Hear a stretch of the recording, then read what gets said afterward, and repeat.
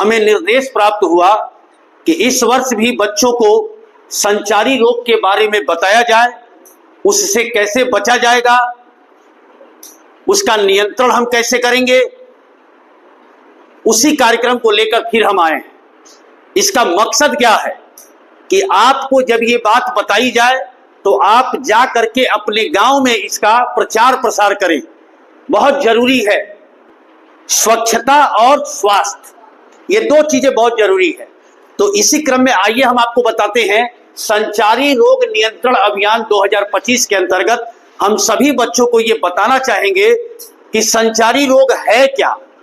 संचारी शब्द से मतलब होता है संचार। संचार का मतलब चलना, एक स्थान से दूसरे स्थान। तो संचारी रोग मतलब चलने वाला रोग, यानी एक व्यक्ति से दूसरे व्यक्ति में पहुंचने वाला रोग संचारी रोग कहलाता है।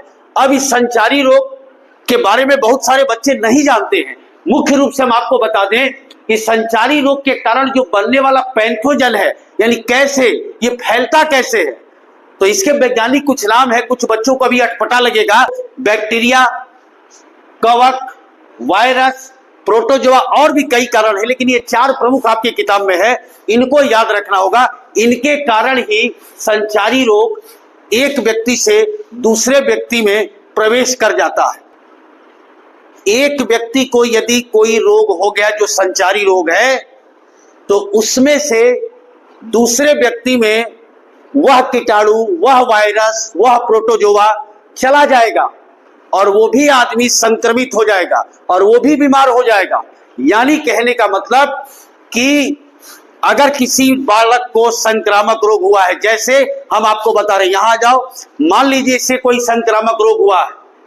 अगर यहां कोई व्यक्ति है और ये खांस रहा है, तो खांसने से इसके खांसी के अंदर से कुछ कीटाणु निकल जाएंगे और वो अगर आप पास में हैं तो आप जब सांस लेंगे तो आपके अंदर चला जाएगा, तो आप भी क्या हो जाएंगे, बीमार हो जाएंगे।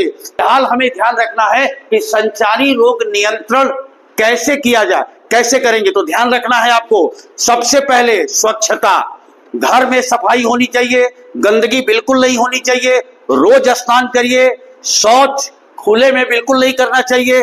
सरकार ने गांव गांव घर घर जो है शौचालय बनाया है, जिसका नाम है इज्जत घर, है ना। रोज स्नान करना है, साफ कपड़े पहनने हैं और फूल आस्तीन के कपड़े पहनने हैं। अगर आपके घर में टूटे फूटे बर्तन में कई दिनों से पानी इकट्ठा है, होता है ना, टायर अगर कहीं पड़ा है या कूलर में 10 दिन से पानी वैसे ही पड़ा है, तो उसमें भी बीमारी के कीटाणु पैदा हो जाएंगे। इसलिए पानी कहीं भी घर में टूटे फूटे बर्तन में, टायर में, कूलर में इकट्ठा न होने दें, उसकी सफाई करें। यदि घर में गमला वगैरह है तो यह भी ध्यान रखिए कि किसी टूटे फूटे गमले में पानी इकट्ठा न रहे।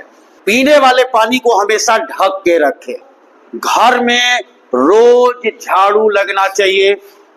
जिस बिस्तर पे सोते हैं वो बिल्कुल साफ सुथरा होना चाहिए, इसका ध्यान रहे। अगर घर में किसी व्यक्ति को बीमारी हो जाती है तो उसके पास कम जाना चाहिए, दूरी बना के रखना चाहिए, क्योंकि वो व्यक्ति खांस देगा तो आपको हो जाएगा। और ये बात केवल आपको नहीं बताई जा रही है, आप अपने घर जाकर के बताएंगे, आसपास के लोगों को बताएंगे, तभी तो सरकार की जो मंशा है संचारी रोग नियंत्रण अभियान, लोग जानेंगे तभी इससे बचेंगे। नहीं जानेंगे तो नहीं बचेंगे। कैसे बचेंगे भाई, मुश्किल हो जाएगा ना भाई। एक छोटा बच्चा 6 महीने का आंगन में खेल रहा है, उसके पास से सांप गुजर रहा है तो डरेगा? नहीं डरेगा, वो सांप को पकड़ लेगा। लेकिन तुम्हारे पास यदि सांप आ जाए तो तुम बिरहा गाने लगोगे, डिस्को करने लगोगे, चिल्लाने लगोगे, क्योंकि तुम जानते हो कि वो काट लेगा। लेकिन वो छोटा बच्चा नहीं जानता है। इसी प्रकार से जब आप जानेंगे कि संचारी रोग कितना खतरनाक है तो आप उससे बचने के उपाय करोगे ना। तो संचारी रोग से बचाव के उपाय में ये दो सबसे प्रमुख है, इसी में सारी बातें छिपी हुई है।